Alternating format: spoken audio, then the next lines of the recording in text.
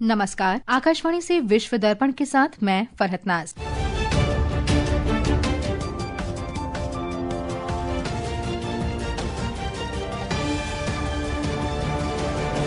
प्रधानमंत्री नरेंद्र मोदी की Oman, Ethiopia और जॉर्डन की सफल यात्रा संपन्न। बांग्लादेश में छात्र नेता उस्मान हादी की मृत्यु के बाद राजधानी ढाका में हिंसा भड़की। यूक्रेन ने यूरोपीय संघ से अपनी सैन्य और आर्थिक आवश्यकताएं पूरी करने के लिए अरबों यूरो के ऋण की मांग की।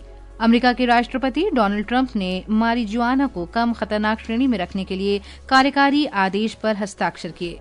और दुबई में अंडर-19 एशिया कप क्रिकेट के सेमीफाइनल में आज भारत का सामना श्रीलंका से और पाकिस्तान का मुकाबला बांग्लादेश से होगा। और अब समाचार विस्तार से। प्रधानमंत्री नरेंद्र मोदी की ओमान की 2 दिन की यात्रा कल संपन्न हो गई। उनकी ये यात्रा दोनों देशों के बीच राजनयिक संबंधों की स्थापना की 70वीं वर्षगांठ के अवसर पर हुई थी। ओमान के सुल्तान हैसम बिन तारिक के साथ प्रधानमंत्री मोदी की बातचीत ने दोनों देशों के बीच सदियों पुराने संबंधों को और मजबूत किया। दोनों पक्षों ने भारत ओमान संबंधों की उत्कृष्ट स्थिति पर संतोष व्यक्त किया और इसे एक बहुआयामी रणनीतिक साझेदारी बताया। प्रधानमंत्री नरेंद्र मोदी को ओमान के सुल्तान हैसम बिन तारिक ने मस्कत में ऑर्डर ऑफ ओमान पुरस्कार से सम्मानित किया। प्रधानमंत्री ने इसे दोनों देशों की सदियों पुरानी मित्रता को समर्पित किया। एक रिपोर्ट। प्रधानमंत्री नरेंद्र मोदी का शाही महल में औपचारिक स्वागत किया गया और उन्हें ओमान ऑर्डर पुरस्कार से सम्मानित किया गया, जो कि सुल्तान द्वारा दी जाने वाली विशेष नागरिक मान्यता है। ये पुरस्कार उन्हें भारत ओमान संबंधों में असाधारण योगदान और दूरदर्शी नेतृत्व के लिए प्रदान किया गया। श्री मोदी ने भी विभिन्न भाषाओं में भारतीय भाईचारे को शुभकामनाएं दी और उनकी इतनी बड़ी संख्या में उपस्थिति को मिनी इंडिया कहा। समग्र आर्थिक भागीदारी समझौता सेपा और कई क्षेत्रों में 6 समझौता ज्ञापनों पर भी हस्ताक्षर हुए। भारत और ओमान के औद्योगिक नेताओं वाले एक व्यापार फोरम को संबोधित करते हुए प्रधानमंत्री ने Bharat Oman agri innovation hub और भारत ओमान इनोवेशन ब्रिज के निर्माण का प्रस्ताव रखा, ताकि व्यापार साझेदारी को भविष्य के लिए तैयार किया जा सके। उन्होंने सभी प्रकार और रूपों में आतंकवाद की निंदा की और दोहराया कि ऐसे कृत्यों के लिए कोई भी औचित्य कभी स्वीकार नहीं किया जा सकता। दोनों पक्षों ने गाजा में मानवीय स्थिति पर भी चिंता व्यक्त की और नागरिकों तथा मानवीय सहायता की सुरक्षित और समय पर पहुंच सुनिश्चित करने का आह्वान किया। मस्कत, ओमान से आकाशवाणी समाचार के लिए मैं राजेश बाली। इससे पहले भारत और ओमान ने व्यापक आर्थिक साझेदारी समझौते पर हस्ताक्षर कर द्विपक्षीय आर्थिक संबंधों में महत्वपूर्ण उपलब्धि हासिल की। दोनों नेताओं ने व्यक्तिगत और प्रतिनिधिमंडल स्तर की बैठकें भी की। विश्व स्वास्थ्य संगठन का पारंपरिक चिकित्सा पर दूसरा वैश्विक शिखर सम्मेलन आज नई दिल्ली में संपन्न होगा। प्रधानमंत्री नरेंद्र मोदी सम्मेलन के समापन समारोह को संबोधित करेंगे। प्रधानमंत्री इस अवसर पर आयुष क्षेत्र के माई आयुष इंटीग्रेटेड सर्विसेज पोर्टल सहित कई महत्वपूर्ण पहलों का शुभारंभ करेंगे। श्री मोदी आयुष मार्ग का भी अनावरण करेंगे। हमारे संवाददाता ने बताया है कि आयुष मार्ग को आयुष उत्पादों और सेवाओं की गुणवत्ता के लिए वैश्विक मानक के रूप में तैयार किया गया है।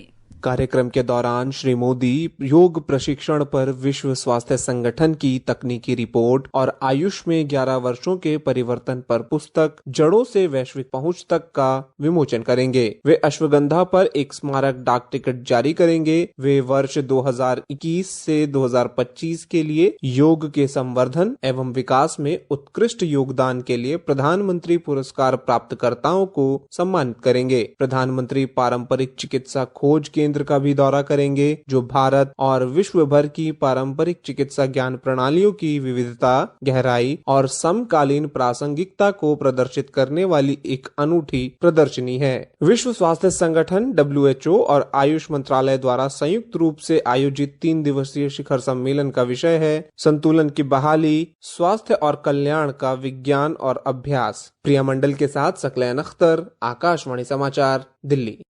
बांग्लादेश में छात्र नेता उस्मान हादी की मौत के बाद हिंसा भड़क गई है। हादी को पिछले सप्ताह ढाका में हमलावरों ने गोली मार दी थी। एक रिपोर्ट। सिंगापुर में इलाज के दौरान छात्र नेता उस्मान हादी की मौत के बाद बांग्लादेश में हिंसा भड़क उठी है। हादी को पिछले ही सप्ताह ढाका में नकाबपोश हमलावरों ने गोली मार दी थी और सिंगापुर में इलाज के दौरान कल उनकी मौत हो गई। उनकी मौत की खबर फैलते ही प्रदर्शनकारियों ने बांग्लादेश के प्रमुख समाचार पत्रों द डेली स्टार और प्रथम आलोक के कार्यालयों में तोड़फोड़ की और एक इमारत में आग लगा दी। प्रदर्शनकारियों ने चट्टग्राम में भारत के सहायक उच्चायुक्त के आवास पर हमला कर दिया। जिससे राजनयिक परिसर की सुरक्षा को लेकर गंभीर चिंताएं पैदा हो गई। पुलिस सूत्रों के अनुसार यह घटना आज तड़के हुई, जब आक्रोशित भीड़ आवास के बाहर जमा हो गई और पत्थर फेंकने लगी, जिससे संपत्ति को नुकसान पहुंचा और इलाके में दहशत फैल गई। चट्टोग्राम में कल रात से ही तनाव बढ़ रहा था, जब उपद्रवियों ने भारतीय सहायक उच्च आयोग के आवास के पास पत्थरबाजी और तोड़फोड़ की। नवल संघ परमार, विश्व समाचार, ढाका। विश्व दर्पण समाचार आकाशवाणी से प्रसारित किए जा रहे हैं। ताजा समाचार जानने के लिए आप हमारे social media handle @AIR News Hindi को फॉलो कर सकते हैं।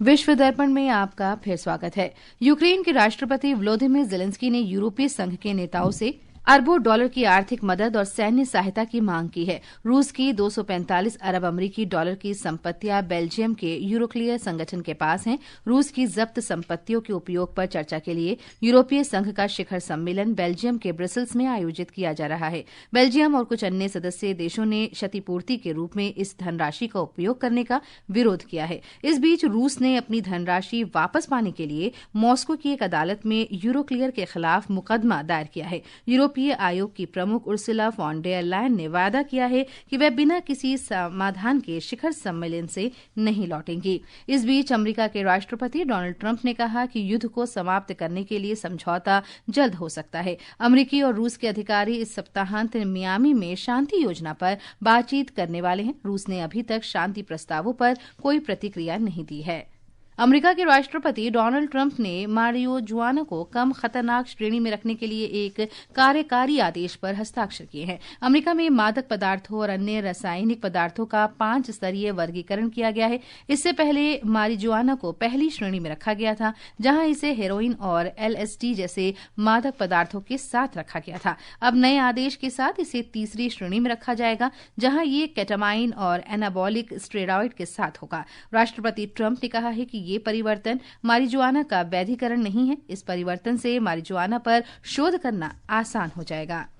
पाकिस्तान के मुरीद के सैन्य हवाई अड्डे का उपग्रह से मिली तस्वीरों के अनुसार मरम्मत का काम चल रहा है। भारतीय वायुसेना ने 10 मई को ऑपरेशन सिंदूर में पाकिस्तान के 10 सैन्य हवाई अड्डों के साथ इसको भी निशाना बनाया था। ये सैन्य हवाई अड्डा पाकिस्तानी वायुसेना के मानव रहित हवाई वाहनों का प्रमुख केंद्र है। टिकटॉक की मालिक चीन की कंपनी बाइट डांस ने 3 प्रमुख निवेशकों के साथ समझौते पर हस्ताक्षर किए हैं। समझौते के तहत कंपनी की 80% से अधिक अमरीकी संपत्ति ओरेकल, सिल्वर लेक और MGX सहित अमरीकी और वैश्विक निवेशकों को बेची जाएगी। ये तीनों निवेशक मिलकर नई इकाई में 45% हिस्सेदारी रखेंगे। इससे TikTok USDS joint venture LLC नामक एक नया टिकटॉक US संयुक्त उद्यम बनेगा। और अब खेल खबरों के साथ हैं Mukesh Kumar. Under 19 Asia cup cricket के सेमीफाइनल में आज भारत का सामना श्रीलंका से होगा। दुबई में यह मैच सवेरे 10:30 बजे से खेला जाएगा। इससे पहले भारत ने अंतिम लीग मुकाबले में मलेशिया को 315 रन से हराया था। इस बीच भारत और दक्षिण अफ्रीका के बीच 5वां और अंतिम T20 अंतर्राष्ट्रीय क्रिकेट मैच आज अहमदाबाद के नरेंद्र मोदी स्टेडियम में खेला जाएगा। मैच शाम 7 बजे शुरू होगा। सूर्य कुमार यादव की अगुवाई में भारतीय टीम प्रतियोगिता में 2-1 से आगे है। बुधवार को लखनऊ में चौथा T20 मैच कोहरे के कारण रद्द कर दिया गया था और झारखंड ने पहली बार सैयद मुश्ताक अली ट्रॉफी जीत ली है। फाइनल में कल झारखंड ने हरियाणा को 69 रन से हराया। झारखंड ने पहले बल्लेबाजी करते हुए 20 ओवर में 3 विकेट पर 262 रन बनाए। कप्तान ईशान किशन ने 101 रन और कुमार कुशाग्र ने 81 रन की पारी खेली। जवाब में हरियाणा की टीम केवल 193 रन ही बना सकी। विश्व दर्पण के लिए समाचार कक्ष से मैं मुकेश कुमार। और अंत में मुख्य समाचार एक बार फिर। प्रधानमंत्री नरेंद्र मोदी की ओमान, इथियोपिया और जॉर्डन की सफल यात्रा संपन्न। बांग्लादेश में छात्र नेता उस्मान हादी की मृत्यु के बाद राजधानी ढाका में हिंसा भड़की। यूक्रेन ने यूरोपीय संघ से अपनी सैन्य और आर्थिक आवश्यकताएं पूरी करने के लिए अरबों यूरो के ऋण की मांग की। अमेरिका के राष्ट्रपति डोनाल्ड ट्रंप ने मारिजुआना को कम खतरनाक श्रेणी में रखने के लिए कार्यकारी आदेश पर हस्ताक्षर किए। और दुबई में अंडर 19 एशिया कप क्रिकेट के सेमीफाइनल में आज भारत का सामना श्रीलंका से होगा, वहीं पाकिस्तान का मुकाबला बांग्लादेश से होगा। इसके साथ ही विश्व दर्पण का ये अंक समाप्त हुआ। नमस्कार।